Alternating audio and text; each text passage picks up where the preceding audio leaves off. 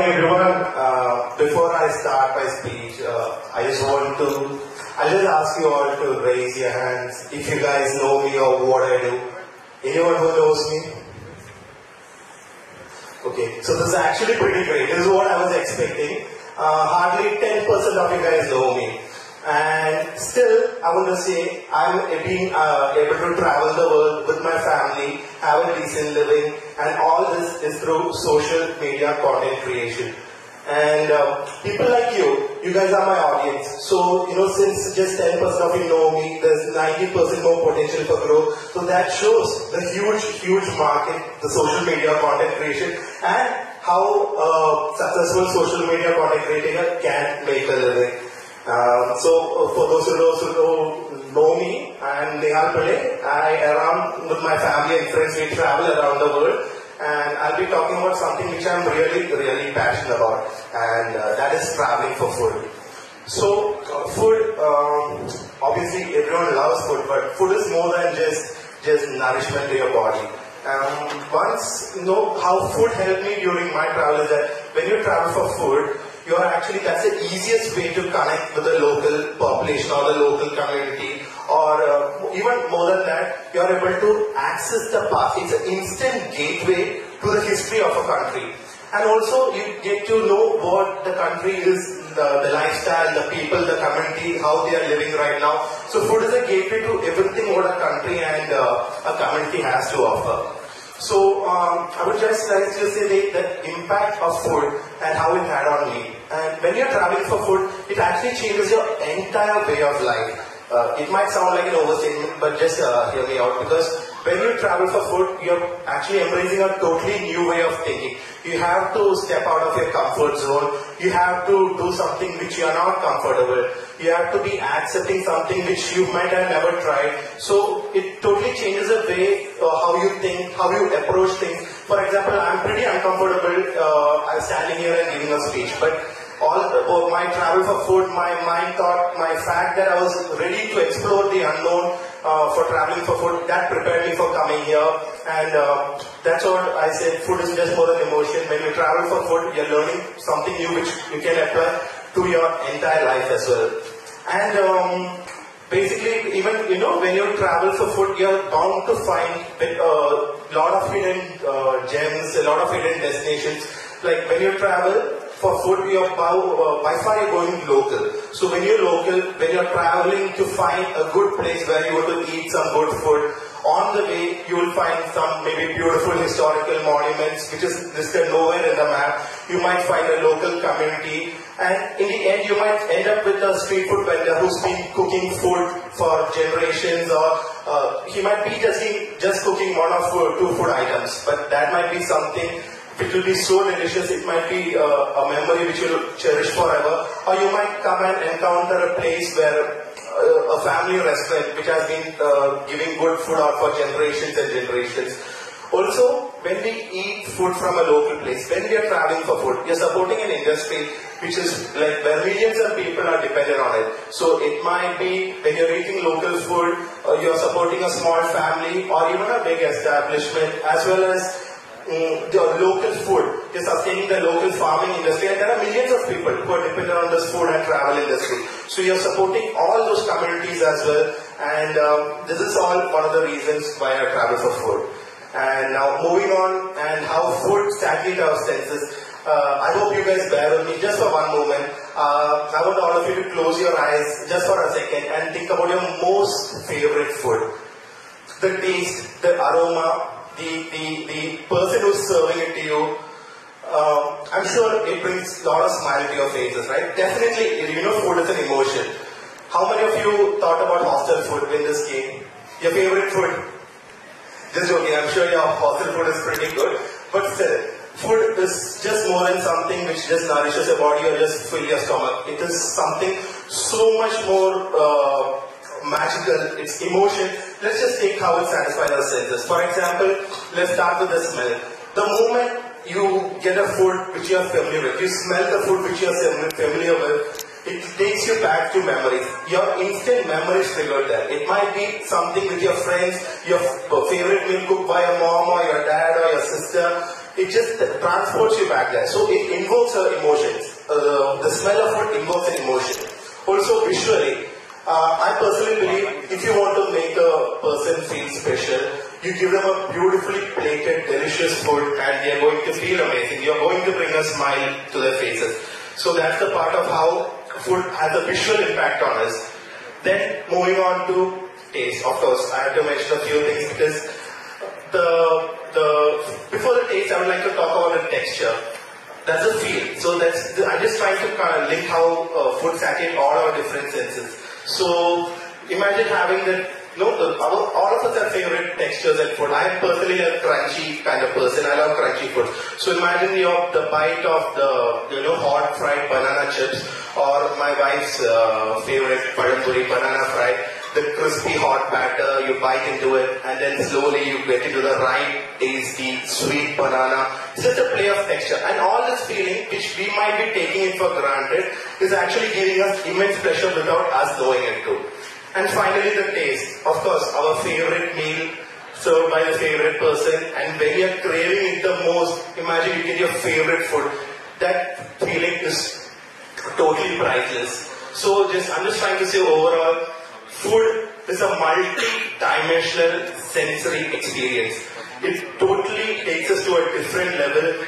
And the best part is that we might not even realize it. So it's just, food is totally magical, and I just hope before I just share some of my fun traveling tales that all of you never take food for granted. You guys enjoy each and every bite and you savor the food which is being served to you. Okay, so I'll just share a few of my travel tales too, and I think so I'll be able to touch the topics and give you a more better understanding how this food has, or what I gained out of traveling for food. So there'll be a few, which some guys might find disgusting, but I want to go ahead with that. So this is in Bangkok. It's in Thailand, one of my favorite places in the world for food. These are insects. Who has eaten insects over here? Not a single one, right? How many find it disgusting? At least weird. Almost all of you. Yeah. So I was a person like that. I would never try anything which was out of my comfort zone. Not even new cuisine. But then I understood to go deep into the way. I didn't like reading history or to understand the culture of the food. I never liked it. So, or the country also. So what I thought was that through food, I unintentionally started learning about history of a country. And I was able to explain the history of a country interestingly through my vlogs only because of this. For example, insects have been a staple all over the world, basically even in Asia, because it was the most easiest and accessible source of protein. Asian countries used to be poor. So this was easily available. It is highly nutritious. You guys should try it, by the way. It's actually delicious.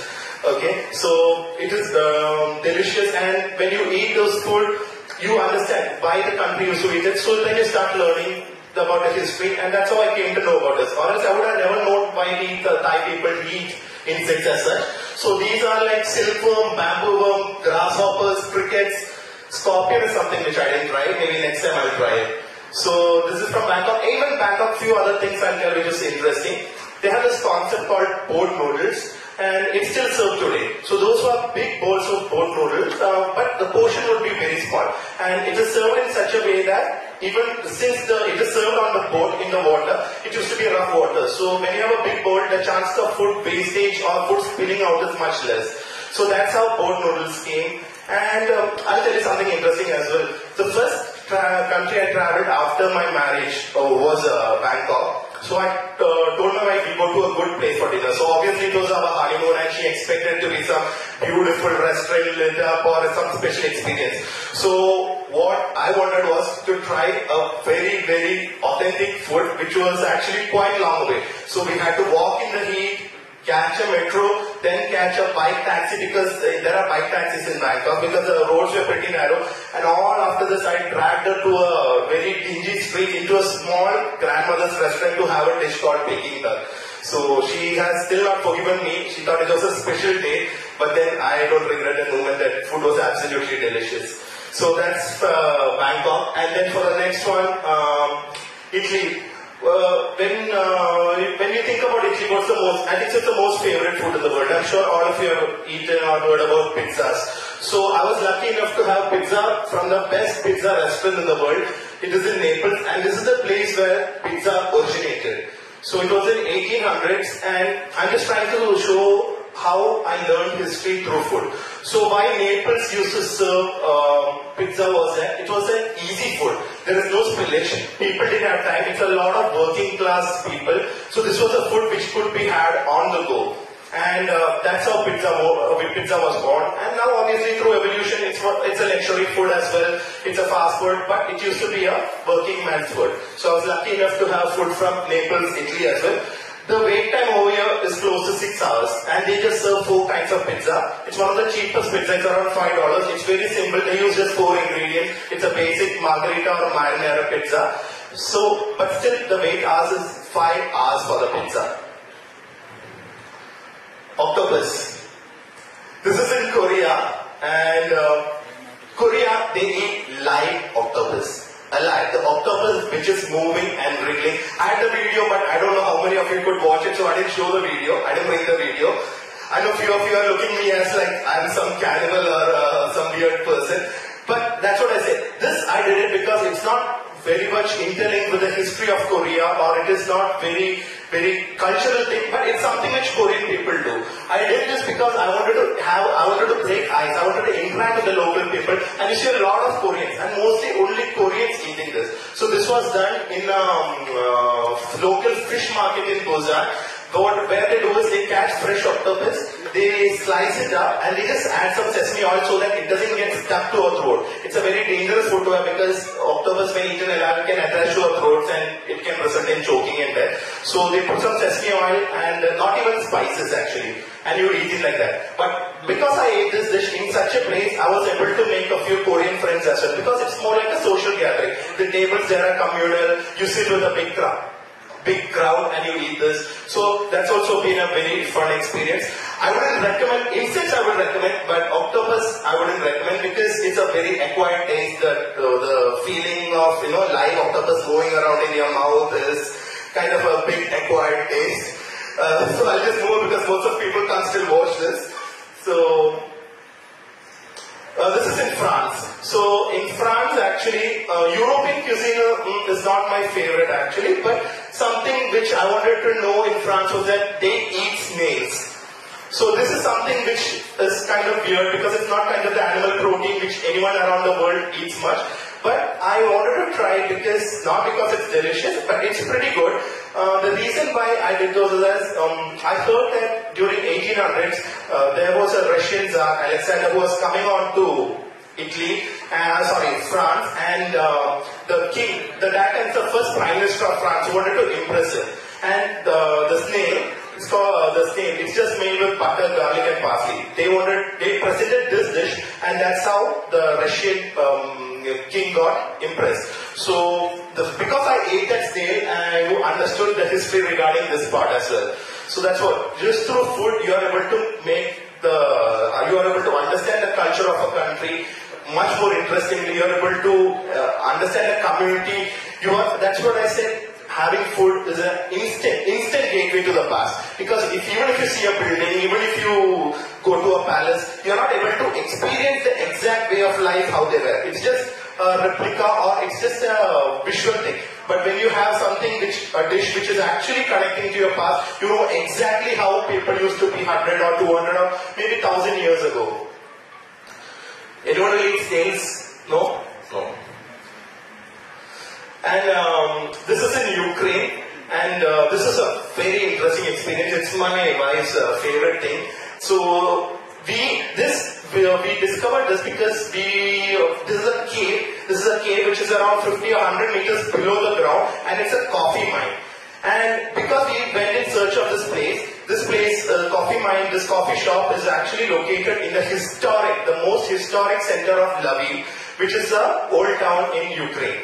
And we understood that because we went in search of this place, we saw this beautiful old town, and when we asked the locals, how is this place still so beautiful, we understood that this place was not affected during the World War II, and that's why all the old buildings are preserved. So unless this restaurant was there, we wouldn't have visited a place called Ukraine.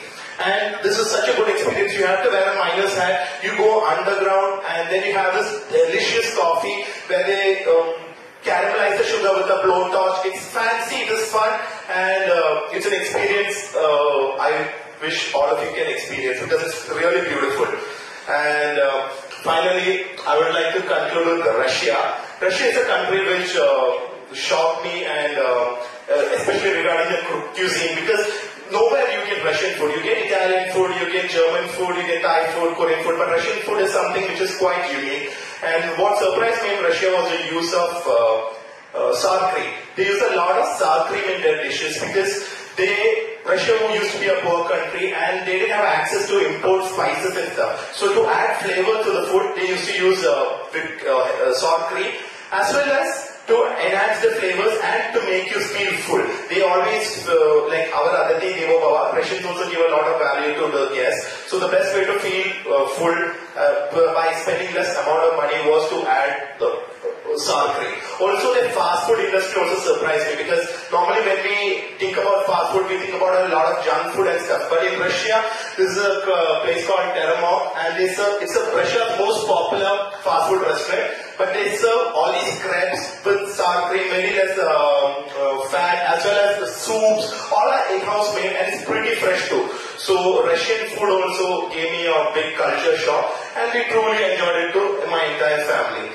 So all in all, I just want to say, I hope this brings you a new perspective to understand that food is just not for nourishment or to fill our stomach, but food is something more. Food is magical. It just connects to our emotion. It changes our entire perspective. Once you're willing to travel for food, or once you're able to explore new items, once you prepare for that, your entire perspective in life will going to change. It's not an overstatement. It happened to me, and I hope once you all get the opportunity to travel, you guys try out new food, try to experience new food, and the world is your place. So thank you for having me. Have a great day.